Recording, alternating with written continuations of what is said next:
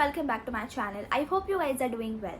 So in today's video, I'm going to be sharing with you guys 10 common mistakes that you do while doing your makeup. You should definitely stop right now. These are some makeup common mistakes that I also did when I did my makeup, started doing my makeup, and I have seen a lot of people doing this makeup, these mistakes. Do not consider this as a professional advice. I'm not a professional makeup artist. I have not learned makeup professionally. So these are some mistakes that I did, so that I wanted to share it with you guys so that you don't do it. So it's like a friend advice kind of a thing. I'm like a friend who does makeup and have done these mistakes, and I'm telling you so that you don't do it. So do not consider this as a professional advice. Just keep it like a friendly and friend kind of advice. So well, that being said, now without any further ado, let's begin with mistake number one. So the mistake number one that a lot of people, I have seen a lot of people do this. Now personally, I have not done this mistake, but I've seen a lot of people doing this mistake. I'm stressing over a lot. That is not knowing your skin type and not knowing your skin tone. If you are doing makeup, these two things are very important. That is skin tone and skin type. So you should always use makeup products that are made for your skin type. So you should always know your skin type, like if it's oily, dry, combination, normal, what is it? You should know before starting out makeup, so you can buy products according to your skin tone. And knowing your skin type again is very important, you guys. I've seen a lot of people using lighter shades of foundation and lighter shades of concealer.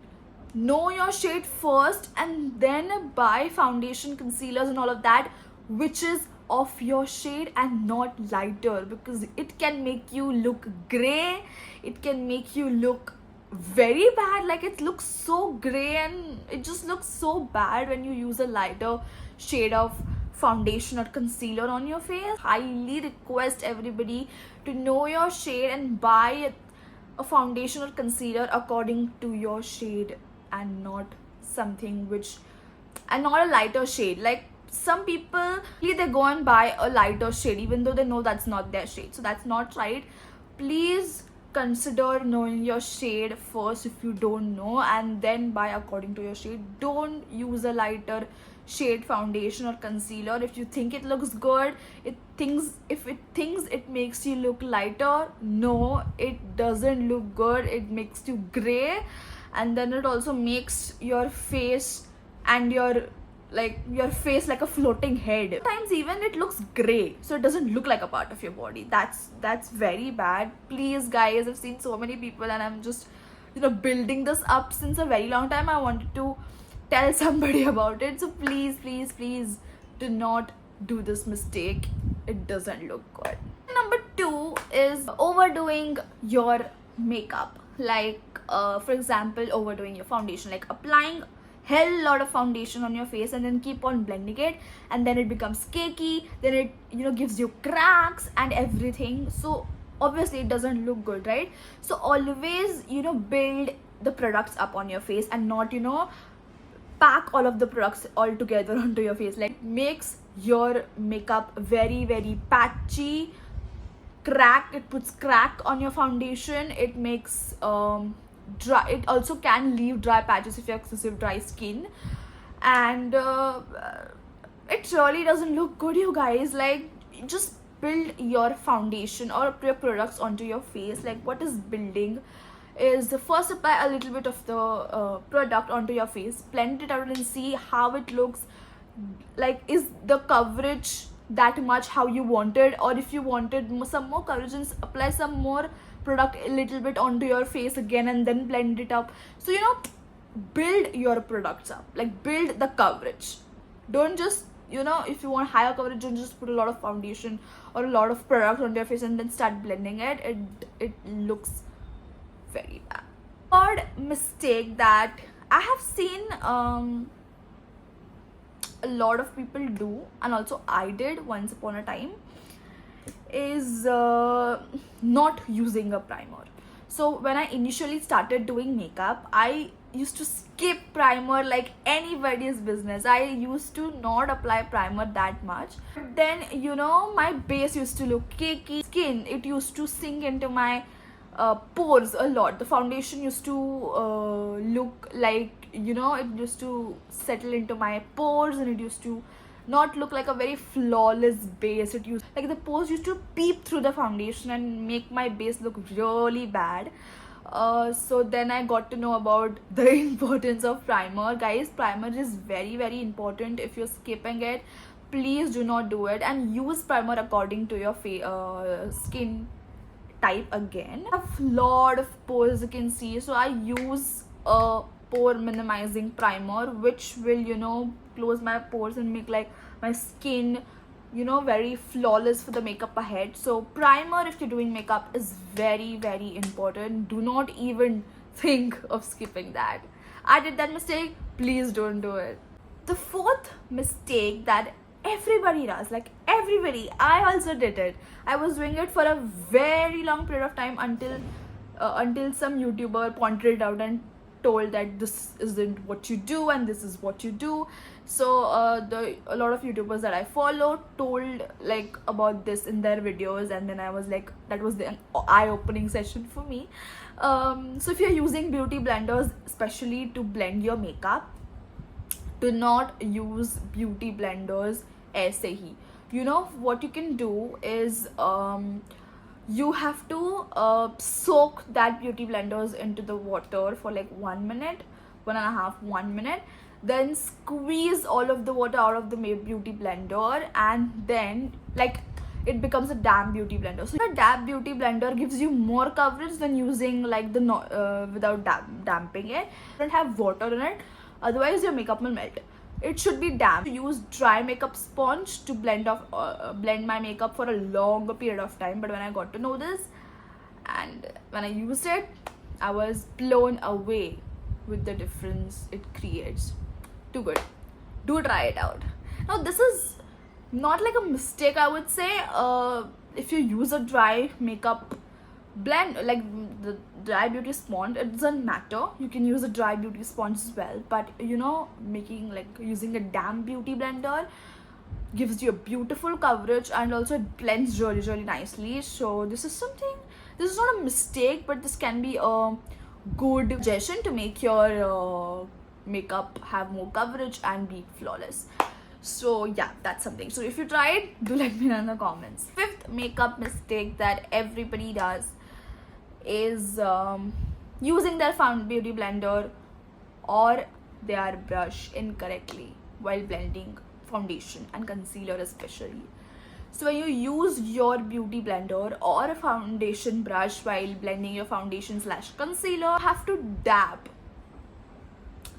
and not stretch like this. Like, don't do this while blending your makeup. It doesn't give you an uplifted, or it doesn't give you that much coverage. When you're blending some product into your face, try using a dabbing motion, like that. Okay, I always use a dabbing motion, and a lot of people that I know, they put their makeup and they're like, okay, if you're applying your hands, then also there is a way of doing it. Just don't apply your product and you start blending it like this. It's not a face wash. For an uplifted look, try to blend it like this. If you're blending it with your hands, like this and like this. Okay, and use only one. Like if you're using this way, then blend all of your makeup this way only. But if you're using a beauty blender or a brush, try to dab the product into your face. So it will give you more coverage and it doesn't become cakey. If you do it like this, there are chances of foundation and concealer being cakey and settling into your pores again. So yeah, this is also one of the mistakes that I've seen a lot of people, like almost a lot of people do when they're starting out. They're just blending their foundation concealers in the wrong way, and I'm like, don't do it, please. Sixth makeup mistake is setting your base correctly. So if you want a dewy sort of a look, still you need to set your base, like the areas of your face where you start sweating a lot. If you're going for a dewy look and you don't want to set your entire face, you should definitely set these areas where it gets oily very easily. For example, my T-zone gets oily very easily and I have pores here, okay? So I need to set this and my T-zone even if I'm going for a dewy look. So there are parts of your face where there are more pores, when there are chances of oil secretion very easily after you have applied your foundation and done your makeup, and then you go into the, if you're living in Mumbai, it is so easy for your pore areas and your oily zone areas to get oily essay. So you need to set that in. It's very important. Even if you're doing a dewy look, please do not fail to set these areas. Just use the compact on or a loose powder on that areas. So if you want a dewy look, you can go for a loose powder instead of using a compact powder, and just set the areas that gets oily, and that's all. So yeah. 7th makeup mistake is that people do not prep their eyelids before applying an eyeshadow.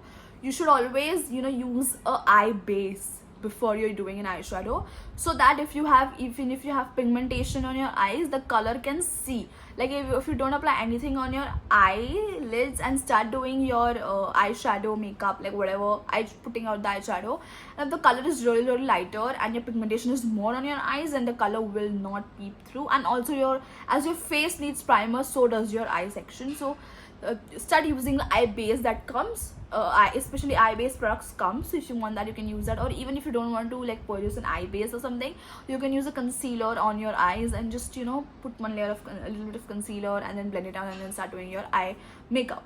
So it also gives you a coverage. It also kinda lessens the pigmentation and the color can show through, and also gives a layer so that like it does the prepping. So don't fail to do that. 8th mistake is doing your blush and contour. Like there are some people who just does it super wrong and it looks like a slap on their face. So for example, when you're applying a blush, you should focus on the areas where you want the color to be seen. Like for example, I apply my blush from here and then I take it like that, so it gives like a upward like a lifted look when I'm applying my blush. Like if I apply it like this in this section, it gives like a uplifted look to my face, and it kind of looks like uplifted because I have very chubby face. So I do that. So if you do not have chubby face, then you can place your blush only in this section. And some people also apply their blush on their nose to give it like a very sun-kissed effect. That is also one of the good things you can do. And for contouring, apply your contour here, starting from your ears to your mouth, like here, okay, like this, here, not here, okay, not here. This is not the section, this is the section, this. Yeah. 9th mistake is, which I should have said earlier, but not doing the skincare properly before starting their makeup. Now, one of the important things for a flawless base and a flawless makeup is that you do your skincare very correctly and according to skin type. So doing your skincare, not missing up on your skincare, using a nice moisturizer, using a sunscreen before makeup, a hydrating serum before makeup is really important. Even if you're not using a lot of actives in your skincare routine, a moisturizer, a sunscreen, a toner is really important even if you start your makeup. So it also, like your primer creates a layer onto your face so that the makeup doesn't sink into your skin and it gives you a flawless base and everything. But the skin inside needs skincare. So if you're doing a skincare, it gives a different glow altogether before doing your makeup. So your makeup starts looking flawless on a very nicely prepped skin. So don't fail to prep your skin very nicely before doing your makeup. This is one of the things that a lot of people do. This is the mistake a lot of people do, is not prepping their skin nicely before doing their makeup, and that's super bad. Please don't fail to use nice skincare products. Nicely prepping your skin is really important for acing the perfect base of makeup. 10th and the last mistake is your color correcting perfectly. So if you're not doing makeup or you just started makeup, you won't even know what is the color correcting. So if you don't know what is color correcting and what is color wheel and how you should color correct according to that color wheel, please do not try to do color correcting. Like if you're just starting out, you don't need color correcting. If you're using a concealer, just keep on doing makeup, and then after you get a hang of it and you are in a place where you have knowledge about makeup, and then you know a little bit things about color correcting, start doing it, because there is a color wheel and according to what you have to do color correcting. Want me to do a video on a color correcting as well, so how you should do your color correcting and all of that, do let me know in the comment section. I would love to do it, because this is a topic that everybody is intrigued to know, that how to do color correcting, because a lot of people have a lot of questions on this color correcting thing, and I also had a lot of questions when I started out. So I never did color correcting in the initial days when I was doing makeup. After I got like the hang of it, and then I started looking or watching videos of color correcting and how to do correct color correcting, because I don't want to mess it up and I want to know which color to use for what. That is really, really important. So if you have watched, or if you want me to make a video of something like that, do let me know in the comment section. Now there are so many videos on the internet right now about color correcting.